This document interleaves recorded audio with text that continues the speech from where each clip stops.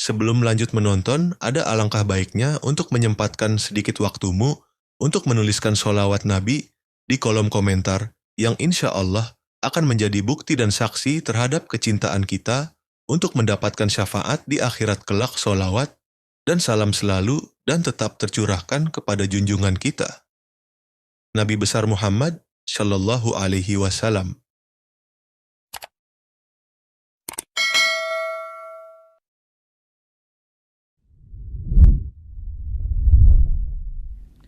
Akhraj Ibnu Munzir an Ikrimata fi qaulihi ta'ala. Ibnu Munzir rahimahullahu taala meriwayatkan dari Ikrimah. Ikrimah itu seorang dari tabi'in yang belajar sanad tafsirnya dari sahabat Ibnu Abbas radhiyallahu taala anhuma. Termasuk Imam Mujahid juga belajar dari Ibnu Abbas radhiyallahu taala anhuma. Fi qaulihi ta'ala, dari tafsir firman Allah Subhanahu wa taala, qutilal insanu ma akfara, qala nazalat fi Utbah ibni Abi Lahab hina qala kafartu birabbin najm. Jadi ayat ini turun pada anaknya Abu Lahab, namanya Utbah. Ya, ketika didakwahi oleh Nabi, disampaikan dengan kalimat-kalimat kurang lebih ya, yang sebagiannya saya sampaikan tadi. Apa yang membuat engkau tidak kenal Allah, jauh dari Allah, mengingkari Tuhan, ya kan? Padahal Allah sudah kasih engkau kehormatan, kedudukan, harta benda, kekayaan dan sebagainya. Maka keluar dari kalimatnya kafartu birabbin najmi. Ya, aku kufur, aku ingkar, aku mengingkari itu dengan Tuhan yang engkau sebut, dengan Tuhan yang menguasai alam semesta, mengatur bintang dan sebagainya.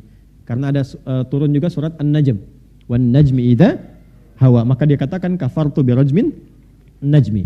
Maka turunlah kemudian ayat ke-17 ini untuk merespon. Qutilal insanu ma akfarah. Celaka manusia seperti ini. Ya, kenapa menggunakan kata kutila coba? Ini dalamnya.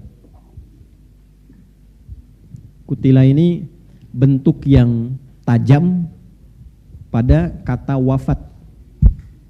Di Quran itu ada tuwfiya, ada mata, ada kutila. Ya. Tuwfiya artinya wafat. Udah jadi bahasa kita, wafat. Tawaffa dari kata tawaffa, wafat. Tawaffa ya tawaffa. Quran surah ke-32 ayat 11 ya, paling kanan sebelah bawah.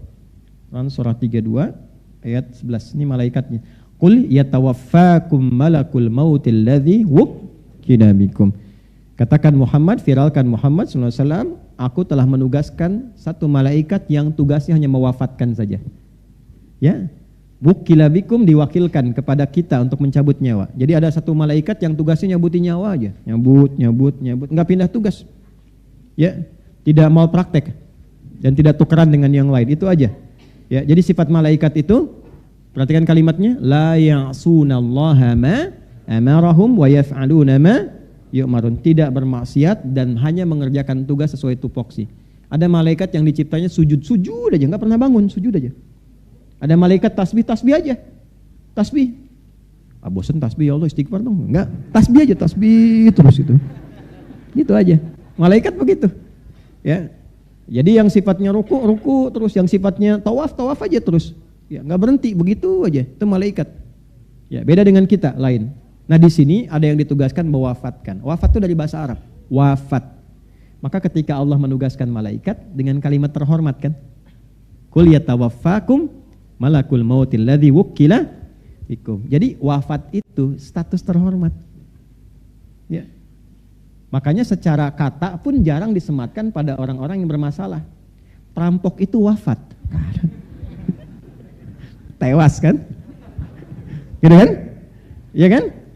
Pemabuk itu kemarin baru wafat. Innalillahi. Enggak. Itu sesuai dengan perilaku, kata akan disematkan. Jadi ketika kata wafat itu disematkan pada malaikat dan mengakhiri kehidupan kita, ingin menunjukkan bahwa kematian itu sesungguhnya sesuatu yang terhormat. Kalau terhormat dipersiapkan enggak? Saya tanya pada Anda. Kalau Anda diundang ke istana, terhormat enggak? Hormat. Baik. Kalau diundang, maaf ini, ada pernikahan, ada undangan resepsi. Undangan terhormat tidak? Terhormat kan? Baik. Nah, kalau Anda diundang ke istana, undangan terhormat, persiapan enggak? Bajunya bagus enggak? Bagus. Kata-katanya kan ditata dulu ya. Nanti mau bicara apa, sikapnya bagaimana, karena kematian itu ditempatkan dalam Al-Quran pada posisi terhormat. Karena kematian terhormat dipersiapkan. Bukan cuma ditunggu datang, dipersiapkan supaya saat pulang pun kita terhormat. Makanya saat dipanggil, saking terhormatnya dipanggil dalam keadaan tenang.